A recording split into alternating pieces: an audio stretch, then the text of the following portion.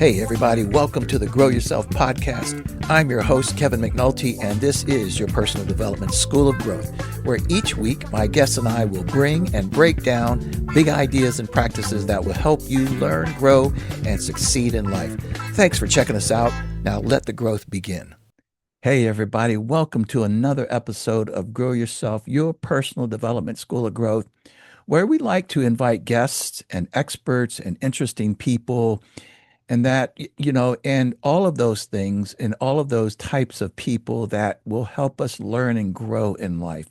And that's really the mission of this podcast, is to just help you, me, the guest, everybody grow just a little bit every day. I am an advocate for just small incremental growth, and in all of our podcasts, including today, which is a little bit different.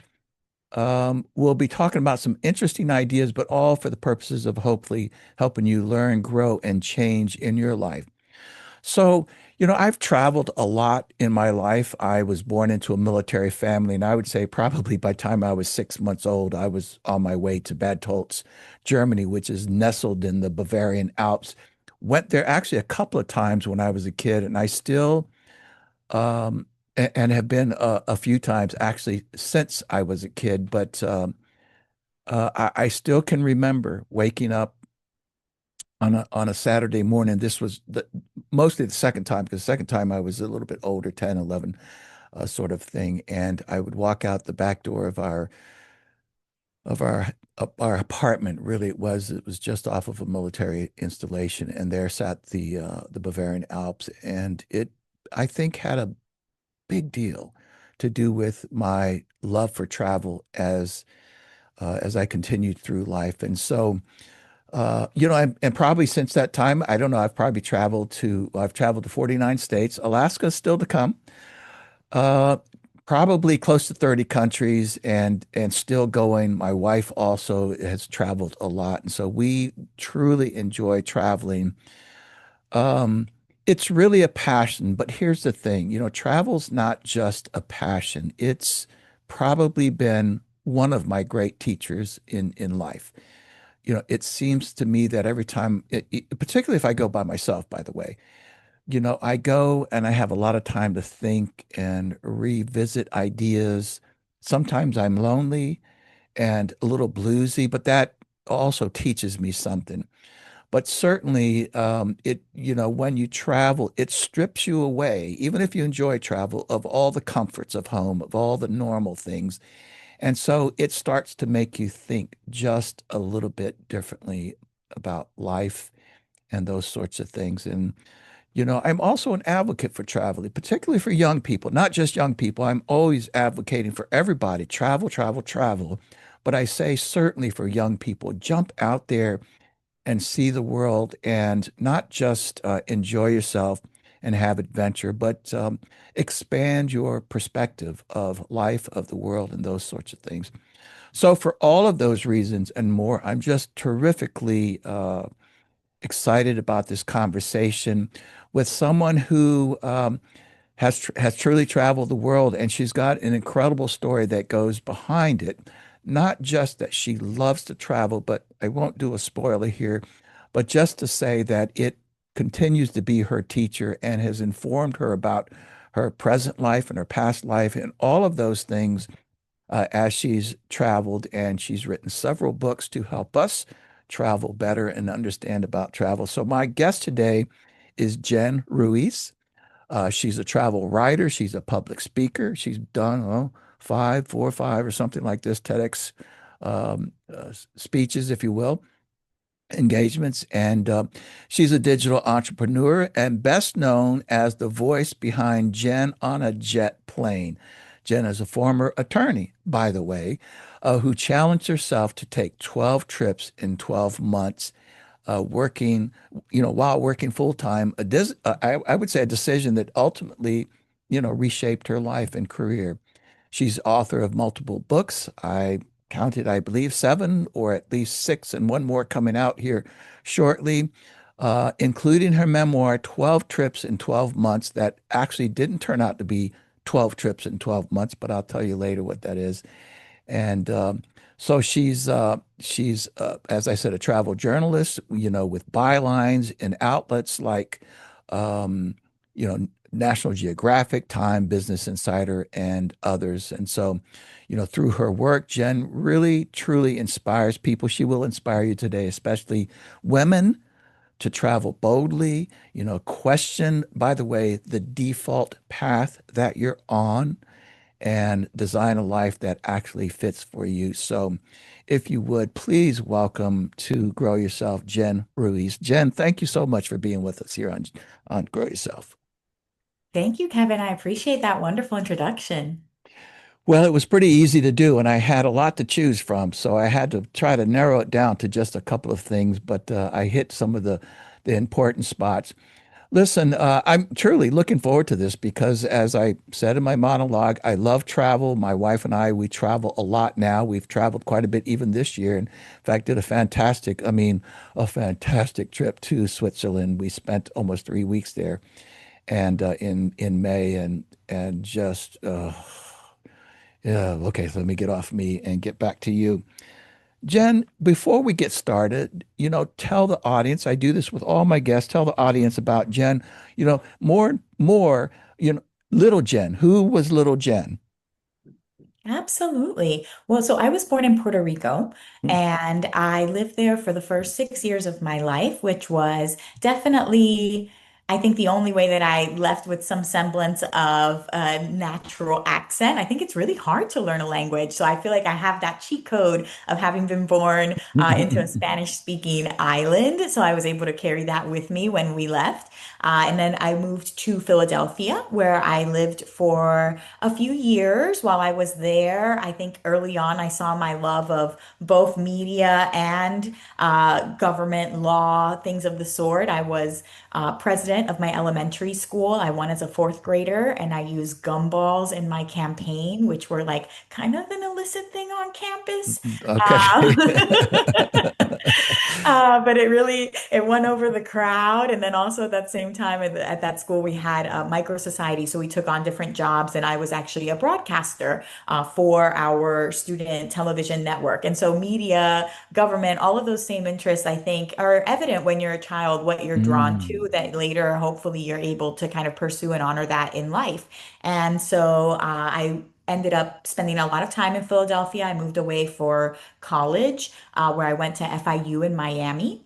And that was a wonderful experience because I was able to do so many activities there. I got really involved with Model UN and just a lot of different things that were going on campus, student government. And then after that, I went to law school thinking, okay, politics is the way to go. I had a major in poli sci, a minor in English. So always these same dueling mm, loves, so to speak. And I ended up leaning more, obviously, towards the more lucrative one, which hmm. is Sure. law. And what everybody wants you to fulfill, everybody wants you to be an attorney. And I didn't mind being an attorney. I enjoyed Sure. oral arguments, and I enjoyed being on trial. I clerked for a judge for a year in Baltimore City. So I was in a felony trial court doing jury trials and really seeing how a jury thinks behind the scenes. What are the things that they talk about when they're walking, Interesting. from the courtroom to the jury room, and what are the things that stand out to them? It was a really great edification for me. And then also throughout that time in law school, I spent a summer in Australia. And that was working with the Law Reform Commission there. But I really just got to see what it was like to be across the world from everybody I knew, a 12-hour time difference. So you're not really communicating in the same way that you are when you're at home. So it was really a trial by fire for me of being solo traveling and doing so for an extended period of time as Mm, well for that summer. And I had a wonderful time in Australia after getting over the 3 week homesickness hump, which sure. I think you all experience, Of you will course. experience. Hmm. And then, yeah, I graduated law school, became an attorney, practiced for 5 years before taking the challenge that you spoke about. Yeah, so which is interesting, that you were sort of, and I think you talk about it this way, sort of, setting up, I guess you could say the ideal life, the ideal profession, the ideal career, and all of those things. And then I don't know, a switch went off or something, and you decided, I don't know about this.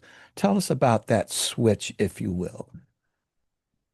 And it's interesting because it's a similar switch that keeps firing. So I think it's a tendency that I have to set a big goal.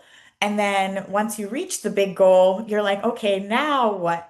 Now And, what? and am I actually happy here? Or did I just want to reach the big goal because I wanted to prove to myself that I could? Mm, And so that was definitely the case with passing the bar, being an attorney. And I practiced for many years, but I thought to myself, is this something that I really want to is this something that I'm passionate enough about to do extra for? And I think that's how you know yeah. that you're in the right field versus the wrong field. If you're doing the bare minimum, if you're just trying to be there the exact minute you need to clock in and clock out, if you don't want to volunteer for anything, you don't want to mentor anybody, you don't want to sign up for anything extra, you just want to go through the motions and leave, you're probably not in the right place. Interesting. And that really resonates with me. That catches my attention. The idea of if it's not something that you want to do extra more for, that can be at least a flag, a clue that maybe you're, you know, and listen, there's a lot of people out there that are doing jobs that they're not particularly crazy about. I often speak about somebody that I knew, and I'd see him usually once a year for about, I don't know, 15 years. And every time I saw him how it was going, he'd complain about his job, and this went on for 15 years. I finally got around to him. I said, Johnny, man, why don't why you've been saying this for 15 years? Do something about it. So that's a fascinating idea. Okay, so you then decided what? And I don't want to, make people feel bad who do feel like they're going through the motions. No, I no, no, just no, no. personally believe that in my utopia, people Yeah, would all be doing things that they're actually passionate about because I think we're sure. all given these innate skills and they're Hmm. completely different. Like I legitimately met somebody while I was in law school who loved taxes, loved them, would read the tax code, had books about Mm, taxes. Like, so clearly this is somebody who's meant to be in the yeah, tax world, whereas I'm meant to be super far fair away from enough. anything with Yes. numbers. Amen to that.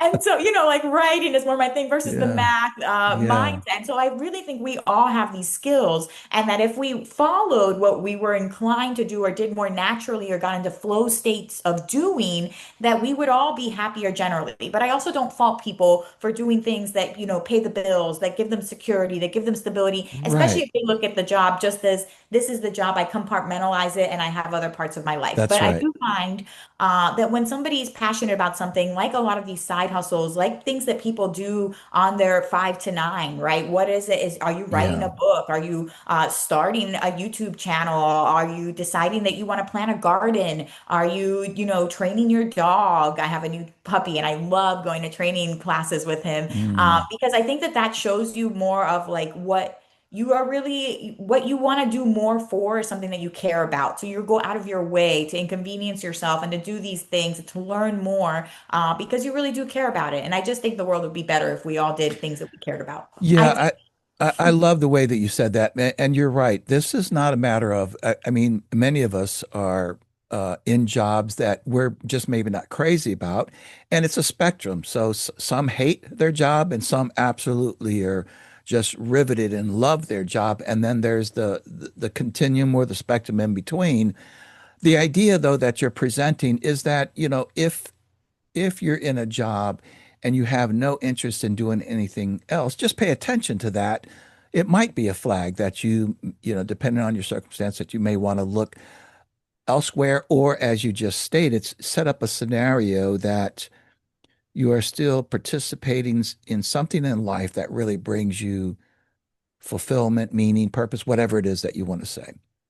it's crucial. But we Yeah. spend so much of our day at work, a third of our lives is at work, that it would just be great if it was something that you were falling more towards the spectrum of enjoying, at the very least. And so for me, with law, I think I could have continued to do it, but there were things about it that grated me. So definitely having to fight people a lot, having to defend myself, the mind games with some of the attorneys where they would like call me a paralegal and like all of these things on Right. purpose to try to make you feel less than. And I just didn't want to have to go into psychological warfare every single day. I was capable of Fair it. I enough. could learn it, the tactics, putting the chair of opposing counsel lower than yours so you sit over them, having, who faces the window versus who doesn't. Like so many different things Yeah. that just to me felt like, like art of war every single day, basically. Yeah. And it's fine, but it wasn't enjoyable for me. Like it was adrenaline that pushed me through and adrenaline to get the win and like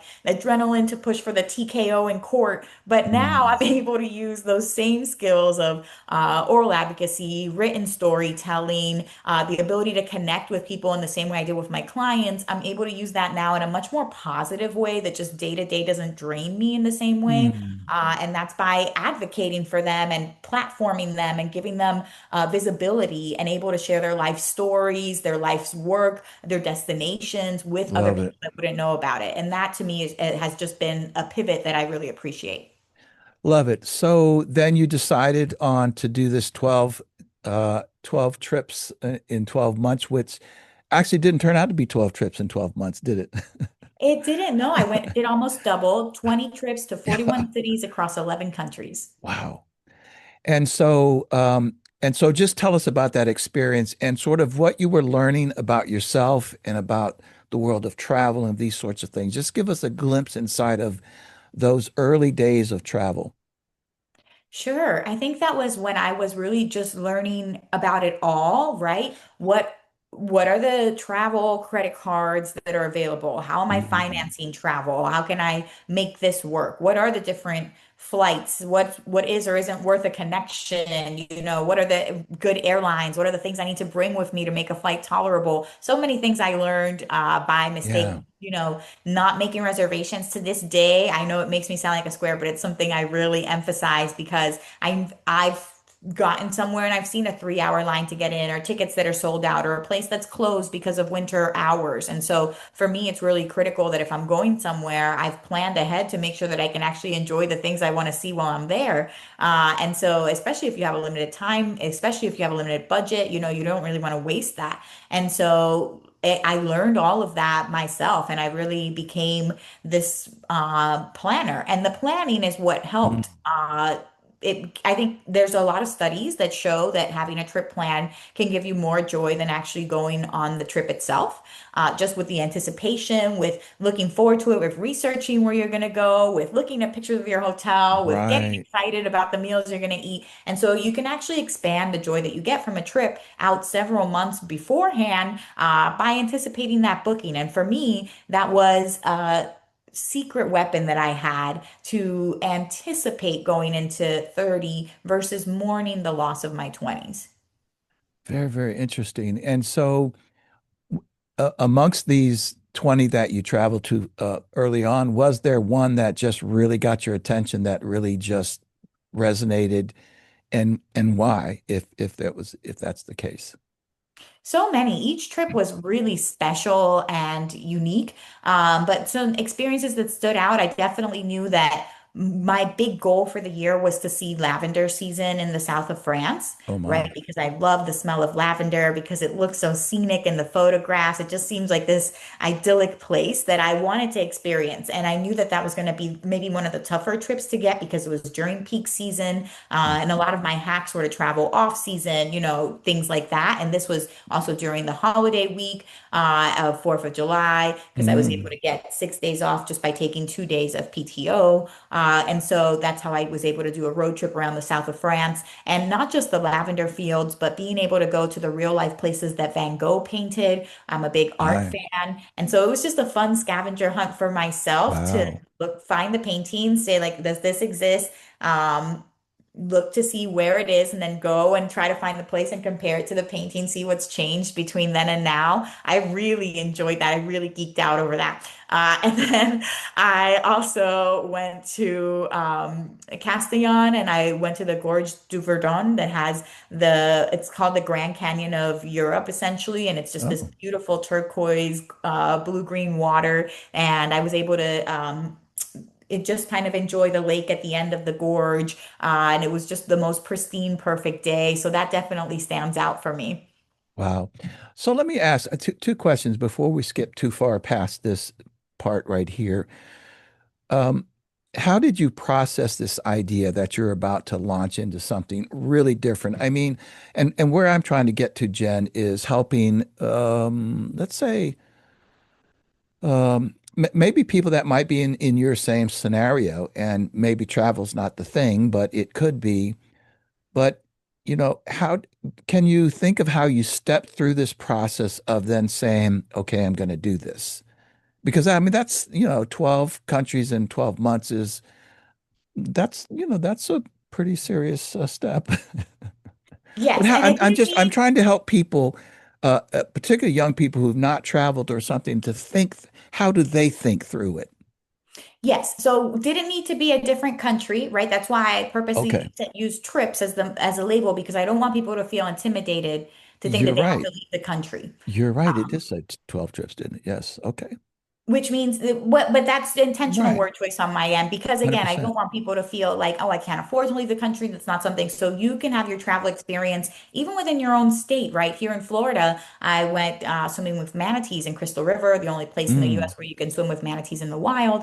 mm. And that was an experience that I had here as a somebody who'd lived here and gone to college here and hadn't really had that, you know. So there's so much more to see in your own state than what even you realize sometimes Yeah. in your own city, you know. So you don't just having that essence of doing something new is what I think encompasses Yeah. a trip, right? Love it. You're going on an adventure of sorts. Love it. And so I think for me, I'm lucky in that my birthday is right at the beginning of the year. So I have that congruence also with like time marking a change as well that I Mm. think growing up I had with school years. So a new year could mean a new Jen, a new who am I going to be in like senior year? Who am Mm. I going to be as like a freshman in college, you know? And I think as an adult, I've had that really, and the version of that has been with my birthdays because it's in January, January 3rd. And so it's who am I going to be this year? What's the new thing I want to do? And it's Interesting. still, again, as an adult, the same kind of anticipation and nerves that I had. So I laugh about this with my mom because every year going into a new school year, I'd be like, but mom, this year is different. You don't understand. Fifth grade is not at all like fourth grade. That's Like this is a right. whole other challenge.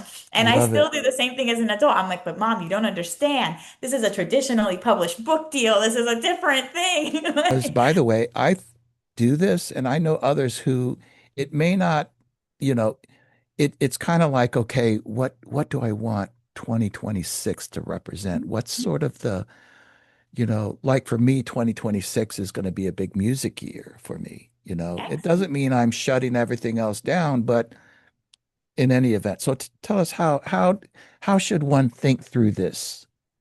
So I think it's really important to understand that growth is going to be a constant. The goal is to ideally be evolving into a new version of yourself. And I don't think that you're ever going to be less scared, right? I think every time Mm, you jump into a new version or a new level, you're very nervous before the jump, even if you have proof that you've mm, survived every other jump prior. But that's what makes you yeah. inclined to want to stay. And I think that's where a lot of people get stuck in their golden handcuffs, so to speak, right? Especially with these careers that seem like they should be what the ultimate pinnacle of your professional success and you should be happy there, but you're actually not. And so you get scared to leave because it's Mm, comfortable and it's easy to stay yes. there. And so I think just understanding that it's never going to be not scary, but that it's a natural part of life and that growth is something that's needed to be the person that you're going to become. Even now, you know, I've had 7 years of traveling and building this business. And my question is, what's the next thing I want to tackle? How do I want to expand this? Is there a way to maybe blend my travel knowledge and my legal expertise to have even more of an impact? So these are questions that I'm asking myself versus staying stagnant. Very interesting. So now let me ask about this. The um, I've done a lot of solo travel, and for me, clearly there are some pros and cons. What did you find out about traveling by yourself? What are the pros and cons from your standpoint? Whew. Well, it is. I know that you mentioned loneliness in your intro, Yeah. and I think that that's something that a lot of people fear, particularly women. Mm, They fear that they might be judged if they're eating alone, that people will think, oh, interesting. yes, and women are very scared to eat alone because you think, oh, I needed to have somebody with me. Maybe this implies that I'm somebody that's not worth accompanying to dinner.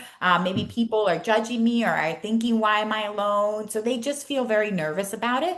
Um, and then once they do it, they realize, oh, actually, this is amazing. I can get the cocktail and the dessert and the appetizer. It's all for me. I can take it to go with me back to my Hmm. hotel room. I can eat it at midnight in front of my room by myself. So Yeah.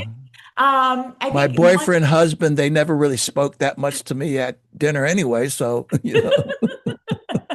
let me talk to the exactly. people around me. Yes, and I think that's it. First, you realize that you're never alone because you do have people around you. Unless you're really completely in isolation in the Yeah. middle of nowhere, there will be people that you will be interacting with, and you'll have Yeah. deeper interactions because you don't have the buffer of a partner or travel companion that's going to be somebody who's speaking with you in your language, debriefing the experiences you just had. You're going to Mm. have those interactions with others. But yeah, also in addition to that, it's something where a lot of women give of themselves constantly, right? They give to their families. They're always providing. They're always Hmm. doing for others. Women are generally the planners of trips. They are like Hmm. 80% of trips are planned by women or more. And so I think it's important to have a solo trip to celebrate you and to plan for you Interesting. and to give to you. Even as somebody who is used to being a caregiver for, it's maybe even more so as somebody who's used to being a caregiver. Very interesting. And so as particularly when you travel abroad and, unfamiliar with the culture or the lay of the land, if you will, how do you steer yourself? How do you guide yourself and, and do all things, including, being safe, but also being adventurous? How do you sort of guide yourself and, and, and sort of what is your, I guess it's sort of, I'm thinking about the tempo. It seems to me that when I travel alone, I do kind of get into Zen mode where, yeah, I like going through museums, but I go through museums fast. I really enjoy museums, but I don't like to go with other people because Mhm. I don't want to stand in front of something for 10 minutes. I want to look, oh, that's interesting. Oh, that's not interesting, and keep moving. So I'm just saying, how do you do this yourself in a solo mode? The first thing I do is research, right? Knowledge is power. Yeah. So I look to solo female traveler groups, try to connect with people on the ground, try to look for past posts about that destination to see, is there something I should absolutely do? Is there a neighborhood I should be weary of? Are there any scams or anything that's happening that I should be aware of? Just to give me a little bit more background before I go. If I were completely new to this when I was starting or really nervous about a destination, I would even Google Street View to see where is my hotel? How far is the train station that I'm going to be taking? What are the routes? What are the stops that I'm going to take? I'm going to have all of this mapped out on my itinerary ahead of time. So I already know this. What time does the train stop running? That's a big one because sometimes it stops at 11 or midnight and you might still be out and now you have to figure out how to get home. Hmm. And so these are all things where I think research is really helpful just to help give you guidance, have your template. And you can, I know it sounds not sexy. So as you get more confident, you can just even build in time. You could be like, I'm going to spend 4 hours exploring downtown Athens. I have this guide by Rick Steves on the audiobook. I'm going to go and see what stores call my name, but I generally know I'm going to be in this area. I generally know it's kind of safe around this time. I generally know to avoid this place. I generally know these words to interact with people. And so those are the things that I will do pre going to a destination. And then once I'm there, I think it's really, if I feel like I need help, I might hire a local expert or a guide, and you can hire them for a particular activity. Like let's say in Athens, keeping with that same example, I hired a local guide to take me out to a cocktail like crawl at night. So I Oh, was able to go interesting. out and actually experience nightlife. I didn't feel like I'm not safe, but I have somebody here who knows all the bartenders, who's making sure that like it's guiding me to and from the experience. So I'm not as nervous about going by myself into a nightclub setting. I'm with a group, with like two other women, and we're on this tour with an expert person. Very nice. So I think that's the way I've done the same thing in Amsterdam, walking the red light district. I really wanted to see the red light district. I'm intrigued. This is what's Yeah. happening here. And I'm nervous to walk around on a Saturday night at night by myself, so I went on a historic walking tour and I thought that was fascinating. So again, we're all with the guide. They're responsible for making sure you get to, beginning to end without anything happening to you. They herd you like a duck. So I think that that's, if you're nervous about a place, that's a good initial way, especially at nighttime, if you're a woman that wants to go out and experience the nightlife and you don't just want to be, stuck after 7 Sure. Sure. um, yeah. And then I think also having like in Jordan, I hired a private driver, and that was really wonderful for me. He took me all around the country and, speaking Arabic, being able to, just know how to get around made things so smooth. I didn't Goodness, have yeah. a single issue while I was there. Yeah, no, that's a beautiful thing. What about this? My wife and I, we for the longest time, it turns out she was right, uh, as usual. But for most of our travel life, I was one that wanted to squeeze in as much as I could into a trip. And she was one who wanted it to be more relaxed and less travel within the travel. And so, but later on, um, you know, I really started listening to what she was saying about, slowing down our travel. And so, for instance, in May, we went to Switzerland, and what we did is we selected two different main hubs. So we went to Bern and to have more of a city experience, and then we spent a week in the Alps. And but we used those as places where we would stay for a week and then maybe day travel to other places. But the idea was that, and by the way, we didn't overplan it. We had a couple of things in mind and then we let it, but we're experienced travelers, so we could do that and understand how to do that. But my question really to you is about this idea of, too much versus, not enough when it comes to travel. What are your thoughts about that? I think it really depends on the person, the style, the stage of life that they're in.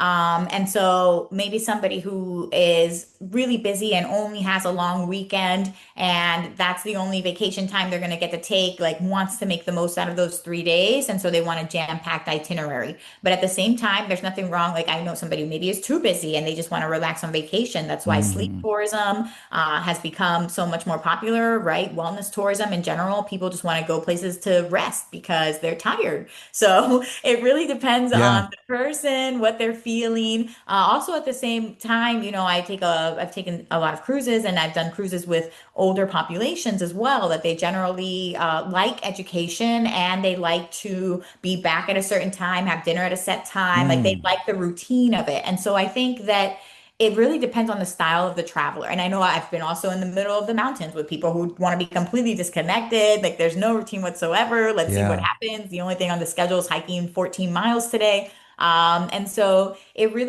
it's up to you and the person. And I don't think that there's any way of travel that's invalid. Even people who go to resorts, right? I know they get ragged on a lot that, all you did was go to the resort. For that, you could have stayed home. You didn't really see a lot of the Yeah. local culture. But I mean, I think to me, all travel is valid. I'm not here to police anybody's travel. I applaud people who go somewhere else and try something new. And I think when you're ready, if you wanted to try something different, you could venture into any of the other travel types that I mentioned and see if you like that. See if you like hiking for 14 hours. See if you like having a day of hitting the highlights in Barcelona. See if you like, like what is it how do you like to travel? And I think that's part of the fun of it too, is discovering yourself along the way. Yes. And the other thing that I will ask about that, which my wife and I have different opinions about this as well, and that is that, she is interested in tours, in groups. I think, I think partially because of her upbringing, which was much more structured than mine, from the standpoint of routines and even the travel.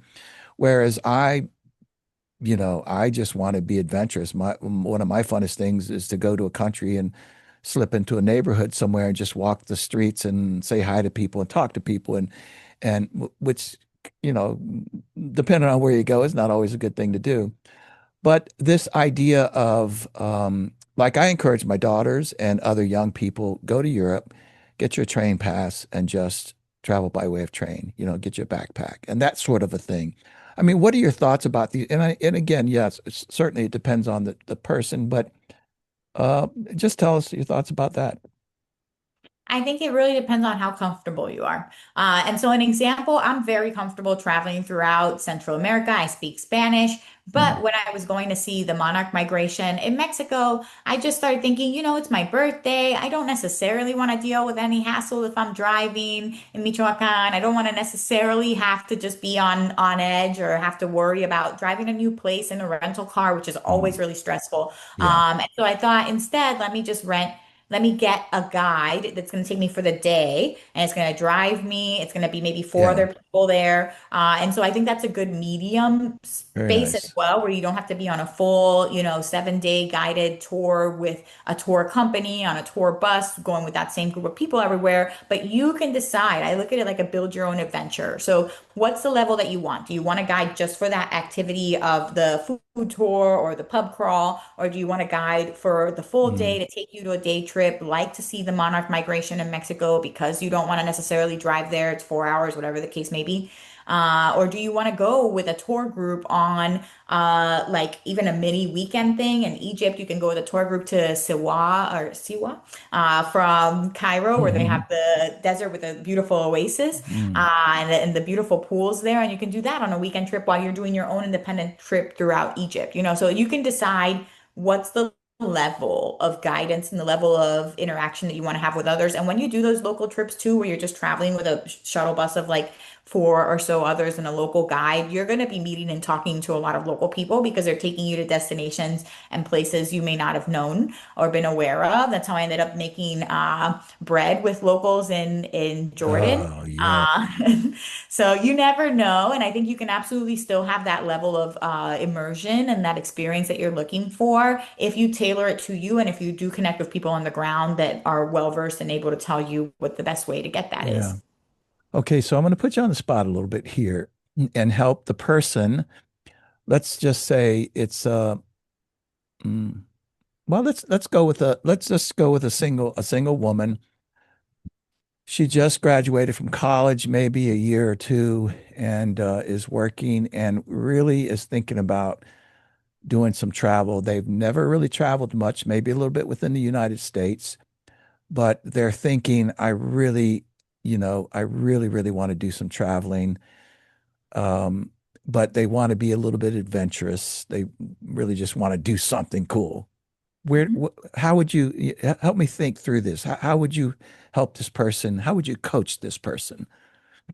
I maybe would advise them to go somewhere English speaking if it's their very first time abroad and they're going solo, just because Mm, having a language barrier can make it more difficult. And because you have English speaking pockets all over the world, from yes, New Zealand, Australia, Kenya, English is a good primary point. big language there, Mhm. so Scotland, Ireland, Mhm. Iceland, like anywhere really, not Iceland. Let me take that back. Their language is Yeah, insanely yeah, difficult, it's but very difficult. Yeah. it's really hard. I got on a roll there. That's all good. I could see you going across the globe there, you I just was like, no, bumped no, into way too far. Iceland. Yeah. Oh, that's good. But they do speak English widely there because they're such a touristed Yeah. place. But so keep that in mind. You don't want to have Mhm. any place where language is going to be a really difficult barrier for you. And then from there, look to see, are there maybe organizations that you can work through, especially if because you mentioned a younger crowd, somebody like a student. Yeah. Are there possibly, workaway options, like WOOF, WWOFF, World something Foundation? They do like volunteer abroad, work abroad, where your Yes. lodging is provided in exchange for you being somewhere at a wellness center, at a retreat, at a farm, whatever the case may be, and fulfilling Mm. different tasks from social media to groundskeeping. So that could be something that you decide to do. Look to see maybe house sitting is something that you want to get into. I know a lot of Mm. people that do that as well, where they go because I'm thinking now younger crowd, maybe on a budget, maybe really good Sure. with animals. And maybe like au pair is also something that I've seen a lot of people get good opportunities through. So these are all different ways that you can find to travel abroad, I think, in a unique way for unique options that Mm. maybe give you a little bit more of a structured setting. But beyond that, if I were just picking a trip in general, I would go on Google Flights and I would look to see what the cheapest place is from my airport or regional airports that I can drive to within a 2 to 3 hour radius and shop those deals and see where I can go. Very, very interesting. And you went to a very interesting idea about which my oldest daughter has done actually quite a bit of, where you can find these jobs in different countries. I think she went to Peru for a couple of months and was working on a farm. Yeah. I think she said like a guinea pig farm or something like this. Yeah, that makes sense. Mhm. Yeah, and and these other sorts of things. So you're right, particularly for those who might be just out of high school, depending on their maturity level and their and or certainly out of college, to go and yeah, do a little work and play. And what a great way to immerse yourself into an environment. So, well, listen, let me ask you, Jen, kind of go in a slightly different direction relative to travel, but I want to know. I guess the question is, what have you learned about yourself and what are the personal things that come from travel?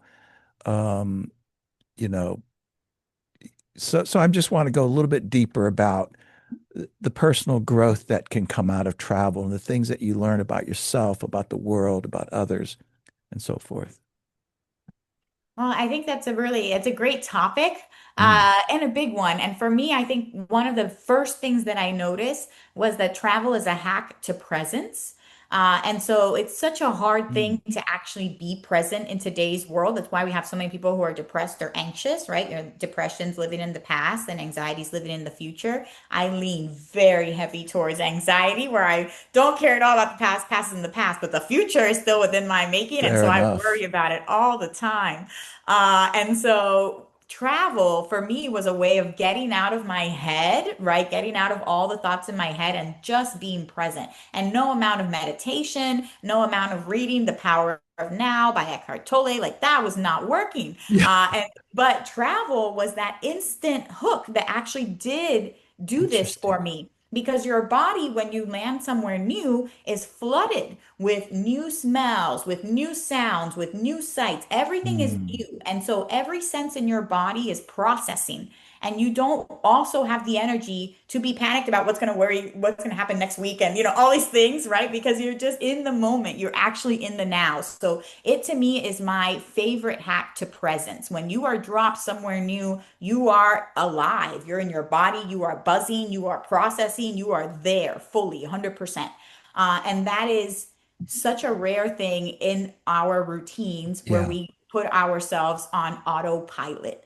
And so I think that that was something I really love and I enjoy. And then another thing is, Mark Twain that said that travel is fatal to prejudice and bigotry. I think it's really important to travel and to see how much everybody around the world is exactly the same, how much, yeah. uh, America doesn't excel at some things. We're taught Hmm. here in our bubble that America's the best country ever. And you know what? So is literally every other country. They teach that in Cuba, they teach that in Hmm. China, like they teach that everywhere. Hmm. And so it's really nice to go and make these decisions for yourself of what do you appreciate? What do you find is really wonderful? And what can you learn from these other countries, right? Why are these Nordic countries leading the way when it comes to happiness? What Yeah. what makes them naturally very happy, even living in the cold all the time? And what makes why are Japanese people so polite? What is it about the social norms there that makes everybody so considerate of other people? And why are people in Central America so focused on renewable energy? Why don't we have plastic bags in Hawaii? Like what? These are really great things to see when you're traveling other places because it allows you to appreciate what can still be done to improve life back home and also make you Wow. realize that life is worth living in so many other places. The world is a beautiful, beautiful place with so many different things contributing to the broader fabric.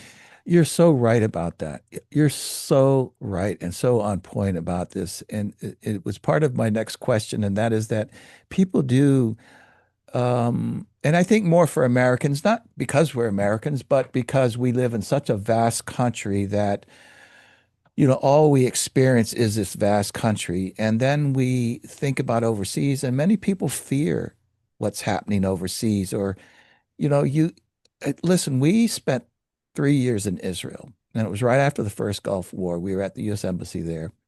And a couple of things that I noticed about that. One, um, and I won't go there. I'll just make the statement, but not go there. But the American news, the international news, is brutal towards America. And you can think, I remember even being there going, my God, what's going on in America? And it was really the same thing, but it was this 24-hour, and it happens here in the States, but it's more isolated there because CNN International is turning this news around 24/7. And, even people would come up to us. Now, again, we were in the Department of Defense and the State Department world and around a lot of other international embassies and so forth. But there were times people go, what the hell's going on in your country? And I'm like, oh, you're trying to explain it. And I would have to just warn them about the fact that you're just getting this thing on repeat and it's not nearly as bad. But here is the other thing.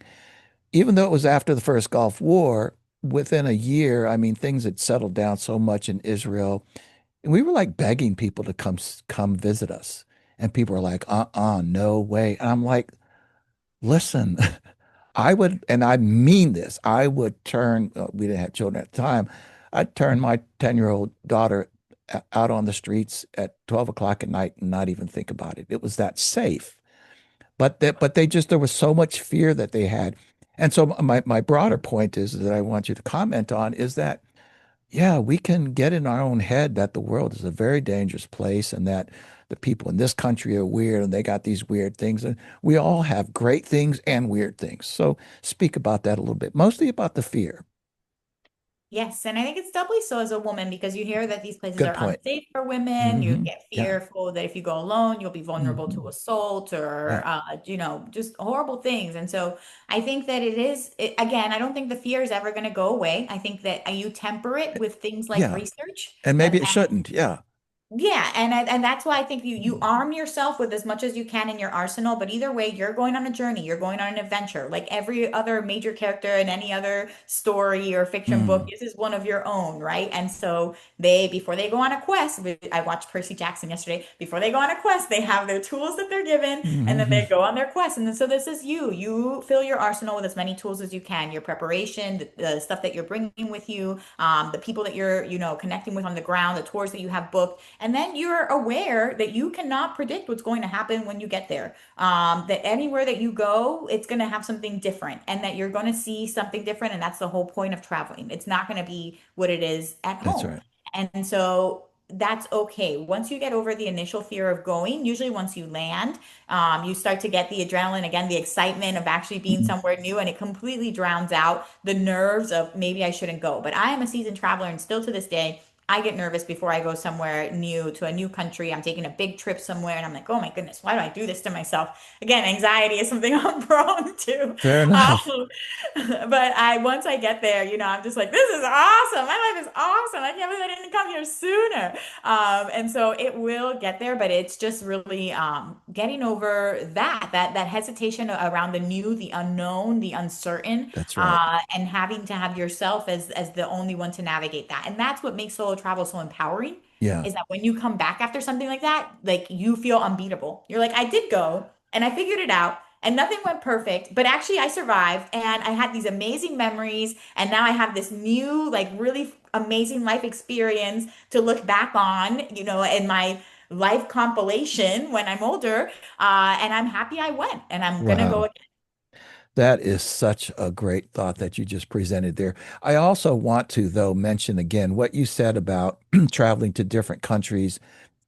And you said, like, why is, for instance, the Nordic countries, why have they seemed to conquer happiness and the politeness of the Japanese?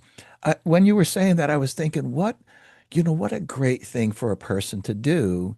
And I'm going to do as well, henceforth. I don't think I've thought about this before, but to look at a country or region and say, why is this such a big deal here? And then go there and literally explore it, but within, your travels and your adventures and all those other things. Yes, it would be fascinating to just go to Finland or wherever and go, why are these people so happy? I mean, why is it a thing here?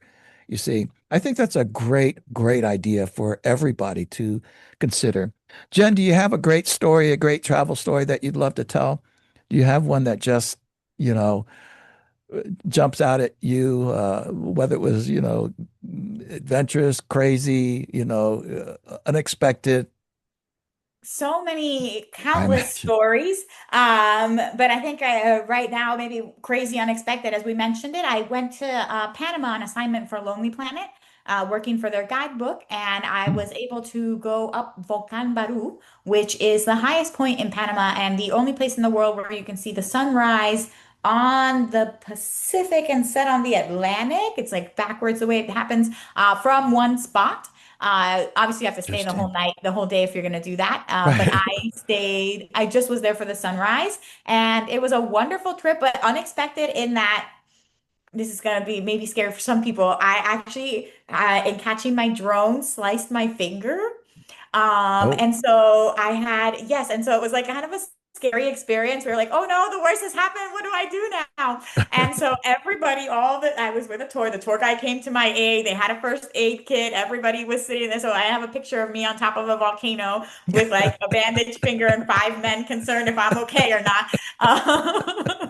And that's my good. finger's good. We got it back together, all good. But then also before I left, I got to have this like amazing hot chocolate and arepa on this view on top of the mountains, seeing everything clear. And that's like what travel is, right? You really can't predict what's Right. gonna happen. But again, there's always, unless you're in the middle of completely nowhere by yourself, which I don't necessarily recommend. I've done that to hike to the bottom of the Grand Canyon and it was scary.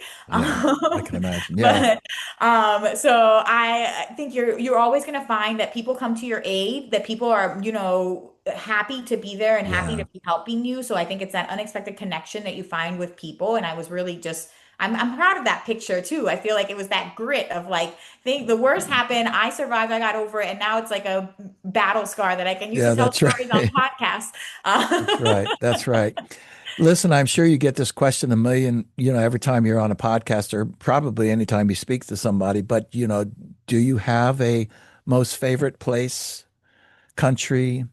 Uh, I know there's many because how many you've traveled to, like 60 countries or Over 50. over 50? I mean, that's a lot, And so, I mean, is there one or two that just really, really resonated with you, really bring such beautiful memories or something? Yes, I love Jordan. I think Jordan's amazing. Mm, There's just so much adventure there, yeah. world wonder, the Dead Sea, the Wadi Rum Desert, just so many beautiful things to do there. And it's a good opening to the Middle East. I think for Yes. anybody that's wanting to go but scared about the Middle East, I think Yeah. Jordan is going to be surprisingly easy to navigate. Yes. And so I highly recommend it. People I just very think it's friendly so there as beautiful. well. Yeah. And yeah, Very. and I lived like a princess. I mean, I felt like I Mm. felt like royalty, and I was like, this is the good life. Like, I mean, Oh it my. was just a really like just when they prepare a welcome thing for you, you'll have like a bunch of figs and like these beautiful arrangements of things. Like it just felt so opulent, everything there, but in a Wow. very accessible way and in a very welcoming way. Yeah. And then also, I think Puerto Rico. We talked about Puerto Rico. My home. Mhm. I think Puerto Rico really is so much more than San Juan. Yeah. They have 200 caves on the island, three of the brightest bioluminescent bays in the world. There's pink Mm. lakes. You have indigenous sites. So many El really Yunque, cool.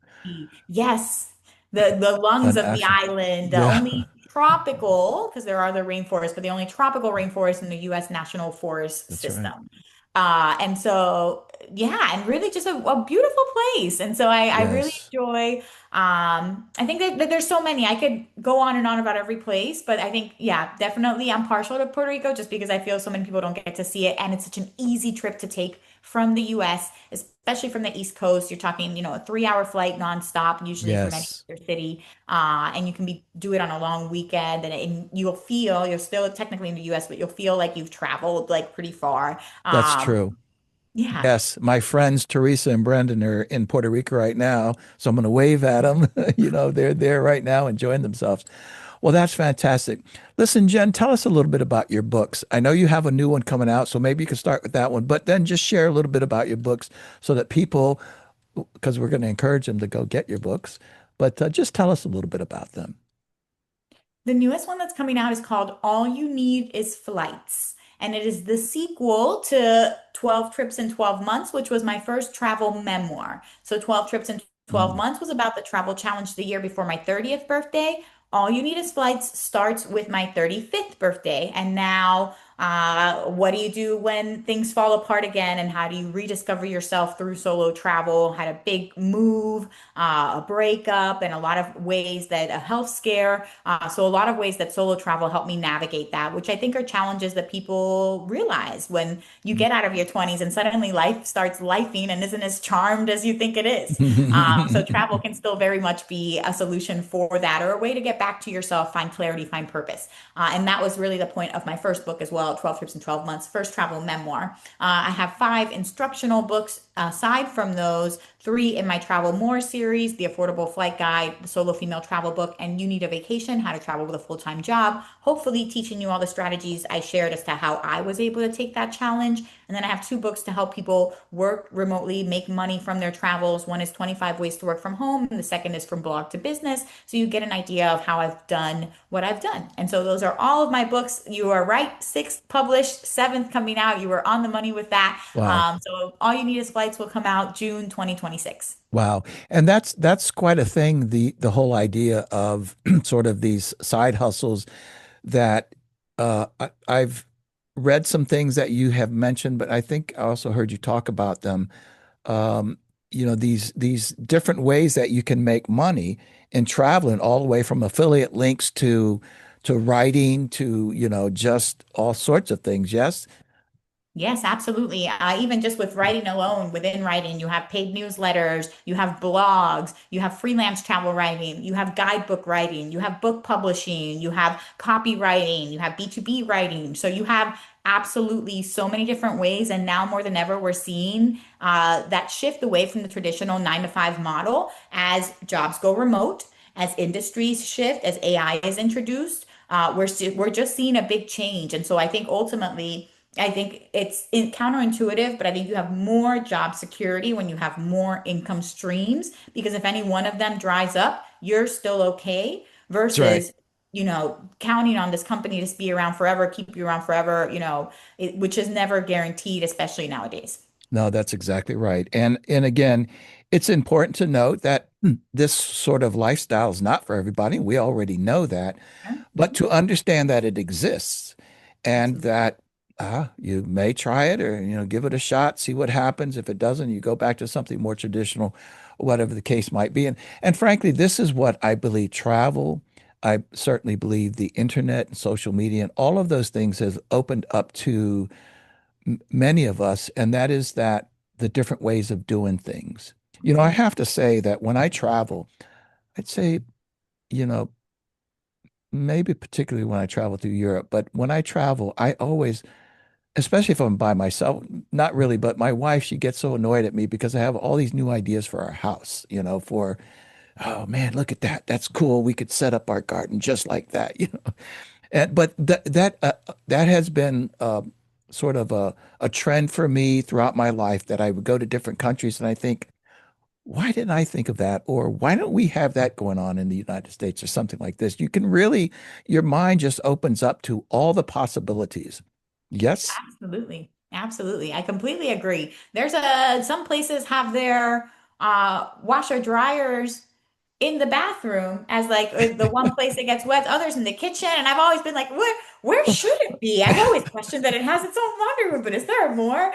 Why not a bathroom? Yeah, no, that's Yeah. exactly right. Well, listen, Jen, is there anything that you would like to share that you haven't mentioned? I'm going to ask you about where people can make contact with you and find your books and such. But aside from that, is there anything else that you'd like to share that maybe you haven't? Um, just that I'm questioning if the design I saw was in the bathroom or the kitchen for the washer dryer. Because I don't want anybody to be thinking I'm pro electrocution or anything. A lot of Electric. electronics in the restroom. I'm like, I've is that seen does them that in make both. sense? Yes, I have But seen I know them in they have the both. washer dryer in unusual places. Yeah, Um, that's I right. have to fact check myself online because Fair constantly. enough. I think I want people to know that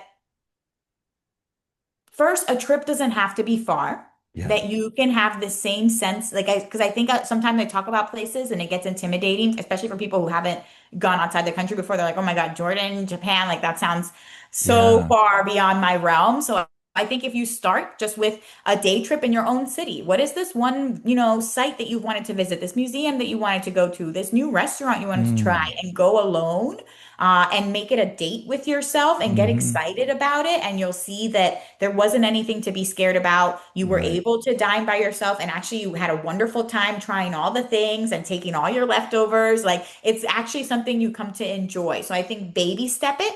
And then just understand that anywhere you go, again, you'll likely not be alone. You will meet people everywhere and you will actually meet Yeah. more people because you're traveling alone, and people want to interact with you and make sure that you feel welcome and safe in their country. So you can do this and you don't have to go far to do it. And there are stories and things to experience anywhere you go. Yes. I love what you said about baby stepping it. And that is so true because I run into people all the time and I say, "Oh, you should travel." They're like, "Oh, I'm so scared." Yeah. I'm like, listen, I'm going to tell them, well, here's what Jen Ruiz says. She says to baby step it, go to this restaurant in the next town by yourself and keep expanding. It's a beautiful thing. So, well, listen, would you in fact share with the audience, as much as you'd like about where they can contact you or where they can find your books, whatever it is, share as much as you like. And of course, we're going to put everything in the show notes, but I want you to share as well. Absolutely. So you can find my books all on Amazon or Barnes& and Noble, Apple Books, wherever books are sold. And then my website is Jen on a Jet Plane, like leaving on a jet plane. Hmm. And Jen has one N. So jenonajetplane.com/start is where you'll find all my links, a free 5-day travel writing challenge if you're interested in getting started as a travel writer, the links to my books. And then you can find me on all social media channels at Jen on a Jet Plane, all of the social medias. Very nice. Well, well done. Yes, because of mine, I have to mention different ones to go there. Well, listen, what a pleasure it has been. Not only, have you really just given so many great ideas and things to think about, both from a travel and a personal development standpoint, but you also seem like just a stand-up woman, just a good person, and I enjoyed speaking with you so much. Thank you. Likewise, Kevin. It's been a pleasure. Thank you for being on. Let's stay in touch and thank you for being on Grow Yourself.